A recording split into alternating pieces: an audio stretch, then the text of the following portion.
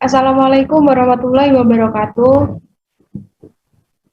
Waalaikumsalam warahmatullahi wabarakatuh. Salam warahmatullahi wabarakatuh.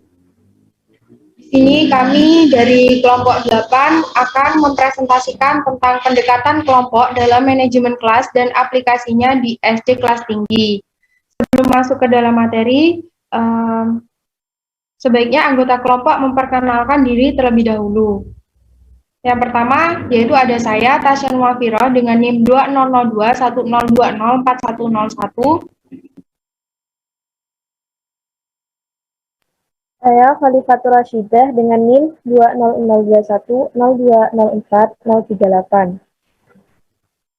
Saya Marseli Karmawati dengan NIM 200210204123. Dan saya Cindy Dwi Maulidia dengan NIM 200210204022. Selanjutnya yaitu penyampaian materi yang akan saya sampaikan sendiri. Next, Mbak. Yang pertama, saya akan menjelaskan tentang pengertian pendekatan kelompok.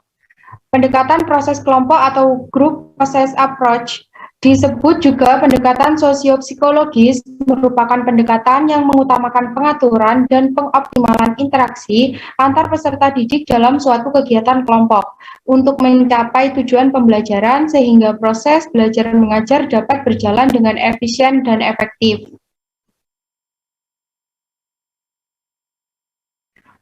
Menurut Hasibuan dan Murjono, mengungkapkan bahwa pendekatan kelompok agar memiliki suatu ikatan yang kuat memerlukan beberapa unsur, yaitu tujuan kelompok, aturan, dan pemimpin.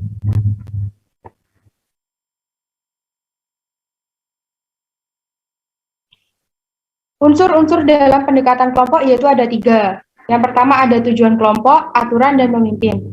Tujuan kelompok. Setiap kelompok dalam kelas harus mengetahui tujuan dari dilakukannya suatu kegiatan kelompok. Dengan begitu, siswa akan lebih memahami dan tertarik untuk mengikuti proses pembelajaran. Ketidaktahuan akan menimbulkan ketidakpedulian yang berakibat munculnya masalah manajemen kelas. Dalam hal ini, guru memiliki peran merumuskan dan mengkomunikasikan kepada peserta didik tentang tujuan atau goal yang hendak dicapai. Jadi, tujuan kelompok ini sangat penting di dalam kelas agar siswa itu dapat tertarik untuk mengikuti pelajaran. Yang kedua yaitu ada aturan. Aturan dalam suatu kelompok sebaiknya kesepakatan antara guru dengan peserta didik. Aturan yang disepakati bersama-sama biasanya lebih dipatuhi. Jadi dalam membuat peraturan, guru hendaknya bersikap demokratis. Aturan harus merupakan suatu kesepakatan karena aturan yang disepakati oleh bersama itu akan lebih dipatuhi oleh siswa dan juga guru. Yang ketiga yaitu ada pemimpin. Pada pembelajaran kelompok, guru dapat memberikan tanggung jawab pemimpin kepada peserta didik untuk memimpin kelompoknya.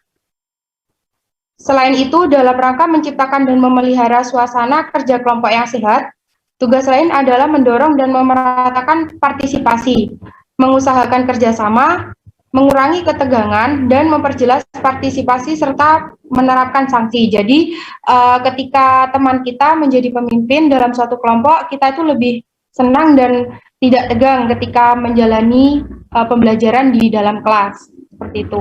Next, Mbak.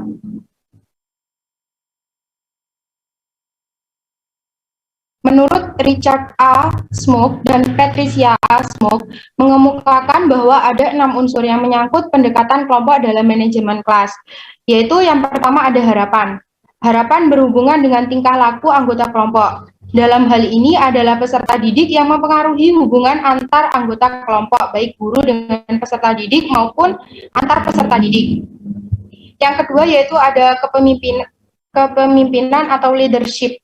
Dalam proses kelompok, kepemimpinan merupakan salah satu unsur yang menentukan keberhasilan pembelajaran maupun manajemen kelas. Guru merupakan pemimpin utama dalam kelompok kelas. Melalui pembelajaran kelompok, tugas kepemimpinan diberikan kepada seluruh anggota kelompok. Yang ketiga yaitu ada kemenarikan atau attraction. Kemenarikan berkaitan erat dengan pola keakraban dalam hubungan kelompok kelas. Tingkat kemenarikan ini tergantung pada hubungan interpersonal yang positif. Untuk itu, usaha guru adalah meningkatkan sikap menerima dari para anggota kelompok terhadap situasi dan perubahan atau hadirnya orang lain dalam kelompok, yang akan membantu efektivitas manajemen kelas melalui pendekatan proses kelompok. Yang keempat yaitu ada norma atau norm. Norma merupakan aturan tingkah laku yang telah disepakati dalam suatu kelompok. Norma kelompok yang efektif adalah yang menjamin produktivitas kelompok dan sebaliknya. Yang kelima ada komunikasi atau communication. Komunikasi merupakan syarat utama terjadinya interaksi kelompok di dalam kelas yang memungkinkan terjadinya proses kelompok yang efektif. Melalui komunikasi dapat terjadi hubungan timbal balik dan saling bertukar pendapat antar peserta didik. Yang keenam ada keeratan atau coherence. Keeratan dalam proses kelompok dipengaruhi oleh beberapa hal, antara lain adanya perasaan suka dan nyaman dengan anggota kelompoknya, minat yang besar terhadap pembelajaran, dan adanya penghargaan terhadap perannya dalam kelompok. Yang selanjutnya akan dijelaskan oleh teman saya.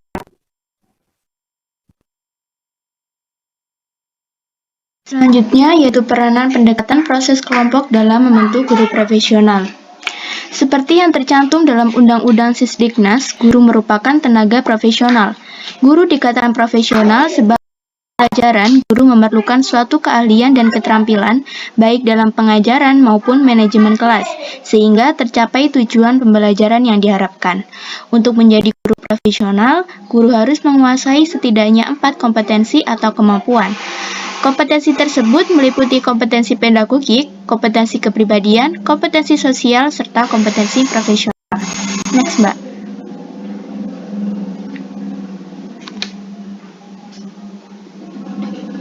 Yang pertama, kompetensi pedagogik. Kompetensi pedagogik seorang guru berhubungan dengan kemampuan guru dalam memahami suatu tujuan pembelajaran, materi, serta cara menyampaikannya. Kegiatan yang dilakukan antara lain memahami peserta didik, merancang, melaksanakan, dan mengevaluasi pembelajaran, mengembangkan pendidikan, memahami teori belajar, pembelajaran, strategi, kompetensi dan isi, melaksanakan penilaian proses dan hasil, serta pengembangan akademik dan non-akademik. Dengan mengetahui pengertian dan penerapan pendekatan proses kelompok dalam manajemen kelas merupakan salah satu cara guru dalam mengembangkan kemampuan pedagogisnya. Hal ini karena pendekatan ini intinya dapat diterapkan dalam melaksanakan tugasnya di lapangan sebagai tenaga pendidik yang kompeten. Yang kedua yaitu kompetensi kepribadian. Kompetensi kepribadian seorang guru berhubungan dengan sikap dan perilaku guru sebagai individu dalam menghadapi berbagai situasi. Guru yang profesional harus memiliki sikap dan kepribadian seperti stabil, dewasa, arif dan berwibawa, memiliki akhlak mulia, menaati norma hukum dan sosial, memiliki rasa bangga terhadap profesinya, konsisten dengan norma, mandiri, memiliki etos kerja yang tinggi, berpengaruh positif bagi lingkungannya dan disegani, menaati norma religius dan dapat diteladani serta jujur. Pendekatan proses kelompok dapat digunakan sebagai sarana untuk menunjukkan kompetensi kepribadian yang dimiliki guru. Melalui pembelajaran kelompok, guru dapat menanamkan berbagai nilai positif kepada peserta didik, seperti kekompakan, sikap saling menghargai, keberanian, dan masih banyak lagi. Jika guru berhasil melakukan hal tersebut, maka otomatis kewibawaan dan kepercayaan diri guru menjadi meningkat. Next, Mbak.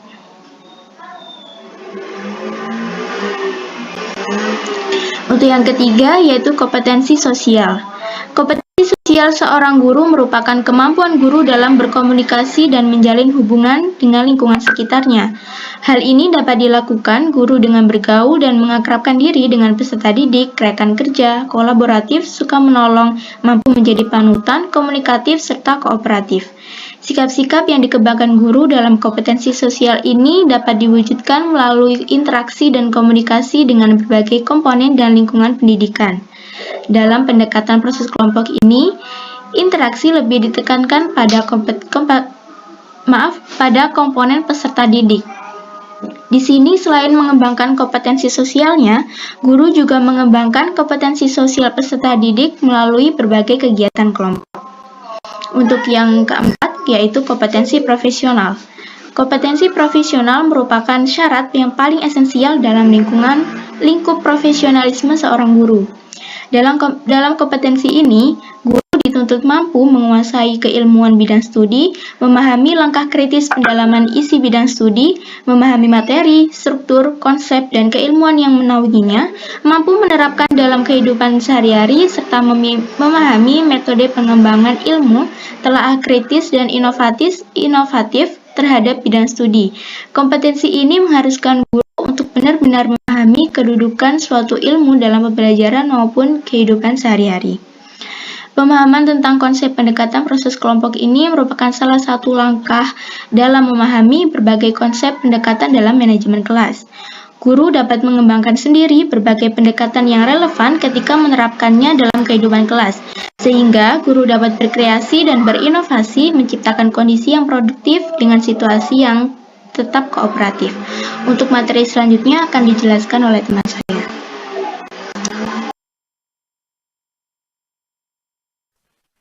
Baik, untuk yang selanjutnya terkait dengan masalah-masalah manajemen kelas yang dapat diatasi dengan pendekatan proses kelompok. Next, Mbak.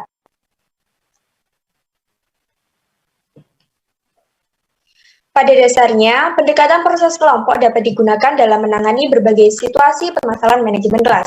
Hal yang paling menentukan adalah cara guru dalam menerapkan pendekatan proses kelompok ini di dalam kelompok kelas.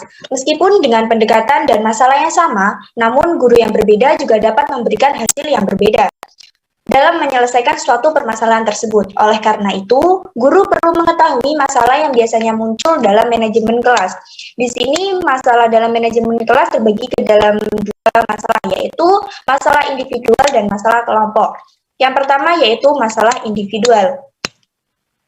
Adanya masalah individual dapat dikarenakan kegagalan dari seseorang untuk mewujudkan tujuan dan harapan yang diinginkan, terutama kebutuhan untuk mengaktualisasikan diri dalam lingkungan sosial. Masalah individual ini terbagi kembali menjadi beberapa masalah, yaitu yang pertama, attention-getting behaviors, atau pola perilaku mencari perhatian. Perilaku ini dilakukan peserta didik yang tidak atau belum berhasil mengembangkan dirinya menemukan peran dalam suatu kelompok dengan mencari perhatian orang lain melalui berbagai cara.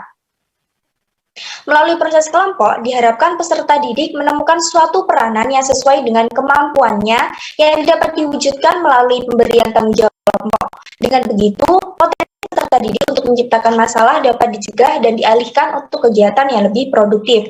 Kemudian yang kedua yaitu power seeking behaviors, atau pola perilaku menunjukkan kekuatan atau kekuasaan. Tingkah laku ini ditandai dengan suatu bentuk penolakan peserta didik terhadap suatu pembelajaran sehingga cenderung menunjukkan suatu pertentangan serta ketidakpahaman. Jika dilihat melalui pendekatan proses kelompok, masalah ini akan dapat diatasi dengan adanya aturan dan norma kelompok yang merupakan kesepakatan bersama. Aturan dan norma tersebut akan memaksa peserta didik yang bermasalah untuk mengikuti ketentuan. Next, Mbak.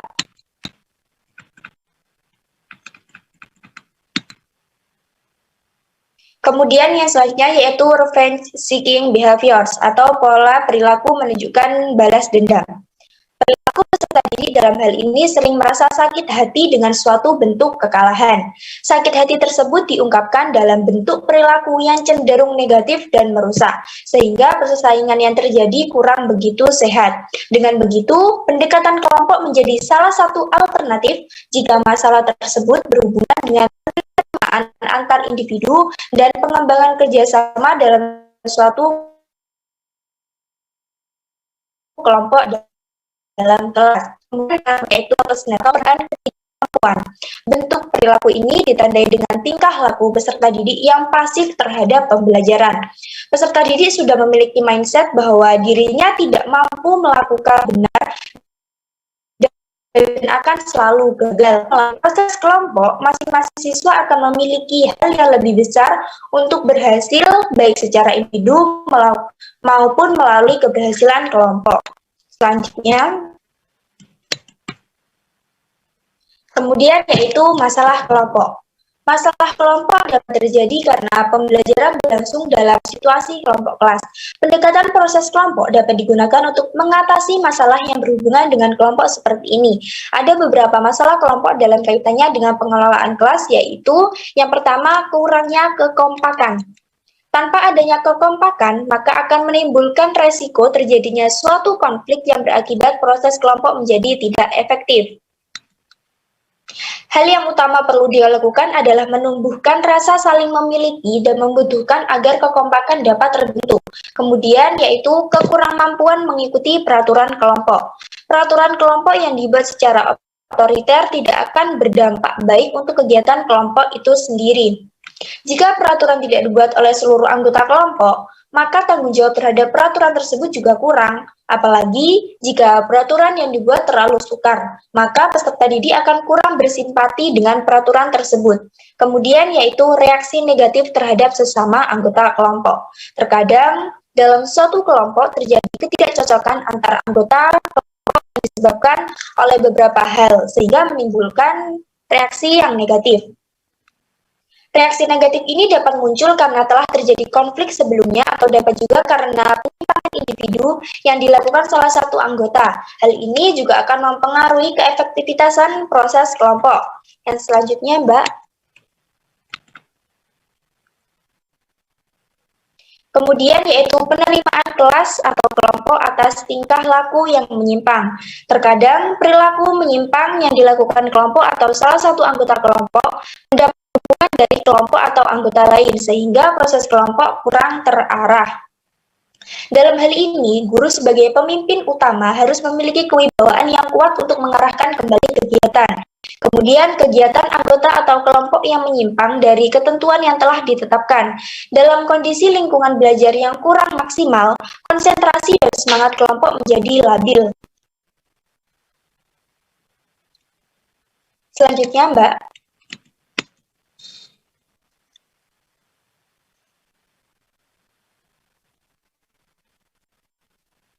Ketidakmampuan menyesuaikan diri terhadap perubahan lingkungan. Tidak semua kelompok kelas memiliki kemampuan untuk beradaptasi dengan perubahan situasi yang terjadi pada lingkungannya. Kemudian yaitu ketiadaan semangat, tidak mau bekerja, dan tingkah laku agresif atau protes. Penyebab utama yang menimbulkan tingkah laku agresif kelompok adalah ketidakadilan yang dirasakan kelompok. Jika hal ini terjadi, maka gairah dan semangat kelompok untuk mengikuti kegiatan menjadi kurang atau bahkan hilang sama sekali yang ditunjukkan dengan keengganan kelompok untuk melaksanakan tugas.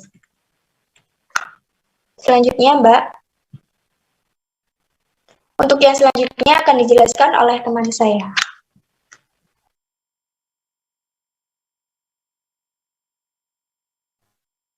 Selanjutnya yaitu pelaksanaan pendekatan proses kelompok dalam manajemen kelas. Dalam melaksanakan manajemen kelas, ada 4 hal yang harus ditempuh seorang guru. Pertama, guru harus merumuskan kelas yang dikehendaki. Kemudian, guru dapat menganalisis kondisi kelas yang ada pada saat ini dan membandingkan dengan kondisi kelas yang diharapkan. Setelah itu, guru dapat menulis strategi pembelajaran yang tepat untuk melakukan manajerial kelas. Dan yang terakhir yaitu guru perlu menilai efektivitas manajemen belajarnya agar selanjutnya dapat melakukan umpan balik. Nah, di sini menurut Louis van Delsen dan Mary Albany menggolongkan bahwa proses pendekatan kelompok dalam manajemen kelas itu dibagi menjadi 2, yaitu pemudahan atau facilitation dan mempertahankan maintenance. Untuk yang pertama yaitu pemudahan atau fasilitasi.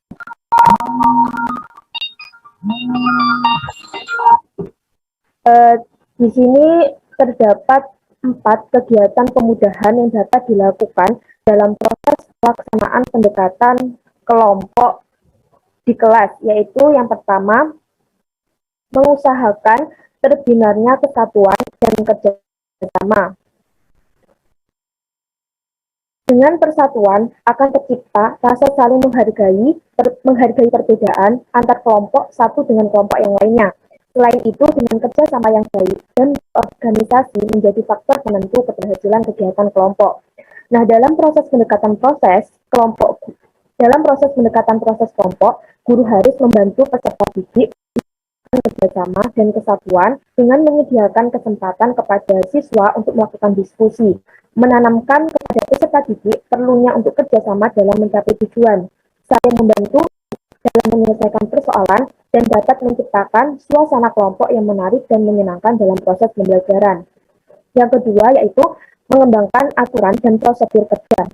Salah satu hal yang perlu diperhatikan seorang guru adalah mengembangkan aturan dan prosedur kerja. Seperti yang sudah dijelaskan sebelumnya, bahwa aturan adalah pedoman dan batasan dalam bertingkah laku, khususnya dalam kelompok sosial. Sedangkan prosedur kerja adalah menekankan pada tahapan atau alur yang perlu dilakukan dalam suatu kegiatan. Nah, dalam proses pendekatan kelompok, aturan harus disetujui oleh semua anggota kelas. Sedangkan dalam menetapkan prosedur kerja, pendidik hendaknya memberikan penjelasan atau pengertian yang mudah dimengerti oleh peserta didik. Yang selanjutnya yaitu menentukan cara-cara pemecahan masalah. Langkah-langkah yang dapat dilakukan diantaranya yaitu identifikasi masalah, menganalisis masalah, mencari dan mempertimbangkan alternatif pemecahan masalah, dan melakukan penilaian hasil dan umpan balik. Nah, di sini, jika hal ini terus-menerus dilakukan oleh guru, maka guru akan lebih banyak pengalaman dalam memanajemen kelas yang nantinya akan berdampak positif dalam pengelolaan kelas untuk tahap selanjutnya. Selanjutnya yaitu menyesuaikan pola tingkah laku kelompok atau yang kurang diinginkan yang ada di dalam kelas. Pengubahan pola tingkah laku ini dapat dilakukan dengan melakukan pendekatan terencana. Guru dapat menciptakan kegiatan-kegiatan yang baru yang dapat mengurangi atau bahkan mengubah pola tingkah laku yang selama ini dianggap menimbulkan masalah manajemen kelas. Guru juga dapat menetapkan pola baru dalam kegiatan kelompok agar tidak terjadi pengelompokan kelas yang tidak sesuai. Yang kedua yaitu mempertahankan atau maintenance. Dan di sini terdapat tiga cara untuk mempertahankan serta memperbaiki kondisi efektif kelompok di kelas. Di antaranya yang pertama yaitu mempertahankan dan memperbaiki semangat.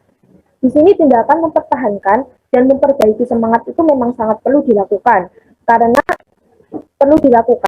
tinggi rendahnya semangat anggota kelompok itu sangat berpengaruh untuk memproduktivitas kelompok tersebut.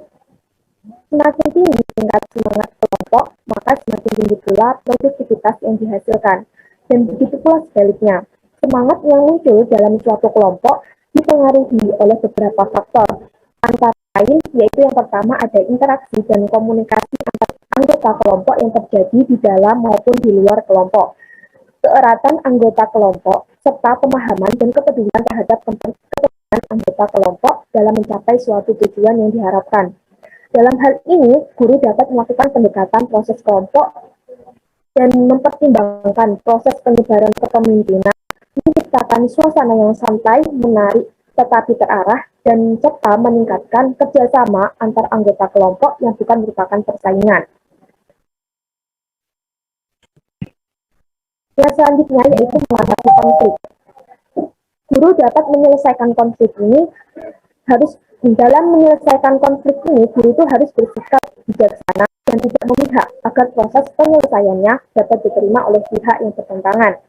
Tujuan dalam mengatasi konflik ini adalah agar pihak yang bertentangan dapat menerima dan saling mengurangi perbedaan dan bersama-sama menyatukan pikiran untuk menyelesaikan masalah kelompok. Konflik juga dapat terjadi antar kelompok, sehingga guru harus menjaga agar persaingan antar kelompok langsung dengan sehat. Untuk mencegah terjadinya konflik ini, guru dianjurkan untuk mengurangi sebanyak mungkin frustasi peserta dengan jalan agar memberikan kesempatan kelompok untuk merumuskan dan mengusahakan pencapaian tujuan-tujuan mereka benar-benar sanggup mencapainya. Yang selanjutnya yaitu mengurangi masalah-masalah manajemen kelas. Dalam hal ini, guru itu harus menguasai dengan benar bagaimana sih cara pemudahan dan mempertahankan yang sudah dijelaskan sebelumnya. Mengurangi masalah manajemen kelas harus tetap dilakukan baik dalam dimensi preventif maupun dimensi kuratif, sebab manajemen kelas harus tetap dilakukan selama proses pembelajaran. Dalam penerapannya, melaksanakan manajemen kelas ini perlu pendekatan proses kelompok tidak lepas dari metode-metode pembelajaran yang mendukung suatu proses kelompok. Sebagai seorang guru, memang harus pintar dalam memilih metode yang tepat untuk diterapkan pada saat proses dinamika kelompok. Sebagai contoh, pada saat ini terdapat model pembelajaran kooperatif dengan berbagai tipenya. Guru tinggal memilih dan menyesuaikan dengan kondisi kelas yang dipegangnya. Guru juga dapat menciptakan metode secara kreatif dan inovatif yang sekiranya mampu menciptakan sinergi antara pembelajaran dengan manajemen kelas. Itu Mbak. Baik, materi telah selesai disampaikan oleh kelompok 8. Mohon maaf bila ada kesalahan.